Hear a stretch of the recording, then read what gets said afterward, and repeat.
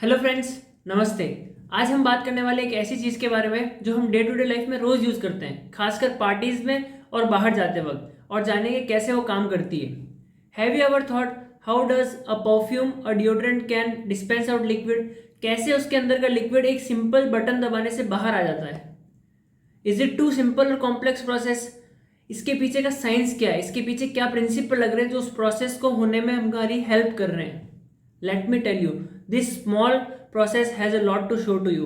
तो आने वाले 6 मिनट में हम ये जानेंगे कैसे एक परफ्यूम और एक डिओड्रेंट कैन वर्क करता है। अगर आप नए हैं इस चैनल पे तो please subscribe this channel. Final process को जानने से पहले हमें 4 प्रिंसिपल्स के बारे में पढ़ना पड़ेगा। Equation of continuity, fluid flow and suction, Bernoulli's equation and spring action. ये 4 प्रिंसिपल हमारी हेल्प करेंगे जानने में कैसे प्रोसेस वर्क करता है। सबसे पहले equation of continuity. Equation of continuity says that mass flowing into a pipe is equal to mass flowing out of a pipe. Since we use mass of same density, we also call it volume flowing into a pipe is equal to volume flowing out of a pipe. Simple सा concept है, जितना volume fluid का एक pipe के कोने से अंदर गया उतना ही बाहर आएगा। So A1 V1 is equal to A2 V2। जैसा कि आप एनिमेशन में देख रहे हैं, बड़े वाले मुंह की तरफ जो वेलोसिटी है वो कम रहेगी और छोटे वाले मुंह की तरफ जो वेलोसिटी है वो ज्यादा रहेगी। जो बड़ा वाला एरो हेड है वो यही बता रहा है। जनरल लाइफ में हम ये करते भी हैं। गार्डनिंग करते वक्त हम जब पाइप के माउथ को दबा देते हैं पानी को दूर फेंकने के लिए, यही है इक्वेशन ऑफ कंटिन्यूटी का यूज कि एरिया डिक्रीज होने से वेलोसिटी बढ़ जाती है।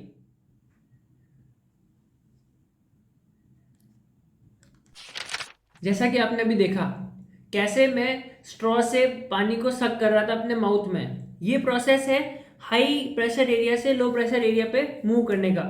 जब मैं अपने मुंह में लो प्रेशर एरिया क्रिएट करता हूँ तो पानी जो नीचे है वो पाइप के थ्रू मेरे मुंह के अंदर जाता है।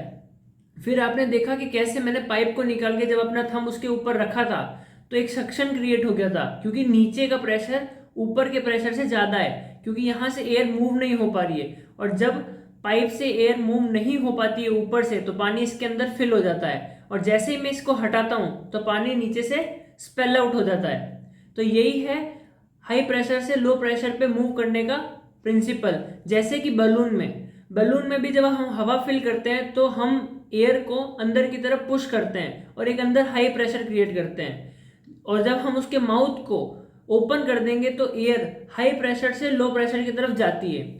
इससे ये पता लगता है कि कैसे कोई भी फ्लूइड या एयर या गैस या लिक्विड हाई प्रेशर से लो प्रेशर एरिया की तरफ मूव करता है। अब बात करते हैं थर्ड और एक one of the most important principle की, बर्नौलीज इक्वेशन। बर्नौलीज इक्वेशन ये कहती है कि किसी भी पाइप में जो वेलोसिटी की वजह से एनर्जी है, काइनेटिक एनर्जी, हाइट की वजह से जो एनर्जी है पोटेंशियल एनर्जी, और प्रेशर की वजह से जो एनर्जी है प्रेशर एनर्जी, वो कांस्टेंट रहती है। अगर पोटेंशियल एनर्जी ज्यादा है और अगर पोटेंशियल एनर्जी कम हो रही है किसी और पॉइंट पे तो जरूर वहां पे प्रेशर एनर्जी और काइनेटिक एनर्जी में चेंज हुआ होगा। जैसे कि मोटर से जब हम पानी को ऊपर की तरफ फेंकते हैं तो मोटर के पास जो पानी की स्पीड है वो ज्यादा होती है, और पानी जब ऊपर चढ़ता है तो पोटेंशियल एनर्जी बढ़ जाती है और स्पीड कम हो जाती है। तो यही है Bernoulli. Fourth principle, spring action. Spring action ये दिखाता है कि किसी भी फोर्स के अगेंस्ट वो कैसे वर्क करता है। Spring action works against force. हम जितना स्प्रिंग को दबाएंगे उतना ही वो ऊपर रिपल्सिव फोर्स लगेगी किसी एक स्पेसिफिक कोफिशिएंट के साथ। स्प्रिंग कांस्टेंट कहते हैं। तो जब भी हम नोजल को दबाएंगे तो एक स्प्रिंग कांस्टेंट उसको वापस ऊपर की तरफ लाएगा अपने इनिशियल फेज पे। तो चलिए अब इन 4 प्रिंसिपल को हम यूज करेंगे और पता करेंगे कैसे डिओड्रेंट और परफ्यूम वर्क करता है। सबसे पहले डिओड्रेंट के अंदर 2 प्रिंसिपल यूज होते हैं, स्प्रिंग एक्शन और air flow and suction. Deodorant किसी एक बलून के समान ही है। जैसे बलून में एक हाई प्रेशर एरिया होता है वैसे ही डिओड्रेंट एक प्रेशराइज्ड कैन है। इसके अंदर एक हाई प्रेशर गैस एरोसॉल या लिक्विड के साथ भरी हुई है और एक स्प्रिंग के साथ नोजल लगी हुई है जिसके अंदर एक वॉल्व है जो वन साइड वॉल्व है। जब भी हम बटन को प्रेस करते हैं तो अंदर का प्रेशर बाहर निकलता है, हाई प्रेशर से लो प्रेशर मूव करता है और स्प्रिंग दबके जब छूटती है तो वो वॉल्व ब्लॉक हो जाता है। तो ऐसे हाई प्रेशर से लो प्रेशर एरिया में लिक्विड मूव करता है डिओड्रेंट के अंदर, सेम एज जैसे बलून में से हवा बाहर निकलती है माउथ को ओपन करने से। अब हम बात करते हैं परफ्यूम के बारे में। परफ्यूम के अंदर एक नोजल होता है जिसका एक बड़ा ही इंटरेस्टिंग और थोड़ा सा कॉम्प्लेक्स प्रोसेस है। तो जान लेते हैं उस नोजल के अंदर होता क्या क्या है, उसके पार्ट्स क्या क्या है। एक प्रेशर कैप, एक बॉडी जिसके अंदर कॉलम भी है, एक स्प्रिंग, एक एक्चुएटर और एक बॉल। मैकेनिज्म स्टार्ट होता है प्रेशर कैप को दबाने से। जब प्रेशर कैप को हम दबाते हैं तो उसके नीचे, सबसे नीचे वाले पॉइंट पे जो बॉल है वो नीचे वाले पॉइंट को ब्लॉक कर देती है ताकि जो लिक्विड है वो नीचे ना जा पाए।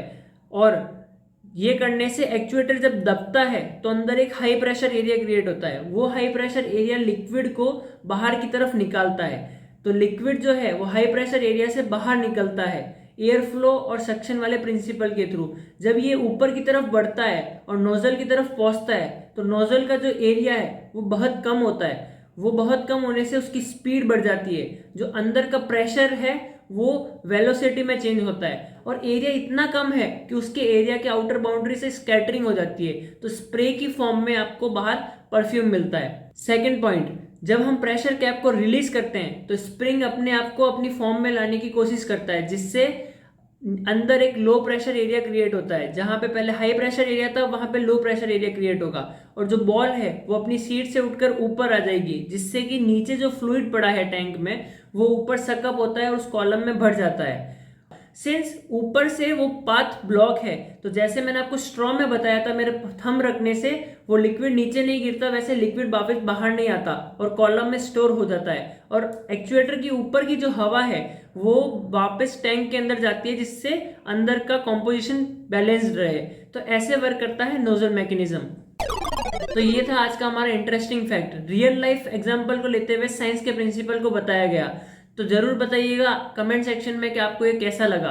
अगली वीडियो में हम टॉपिक लेंगे फ्रिक्शन और पता करेंगे फ्रिक्शन का क्या यूज है, कैसे ये हमारे लिए यूजफुल और कैसे इसका डिसएडवांटेज है हमारी लाइफ में।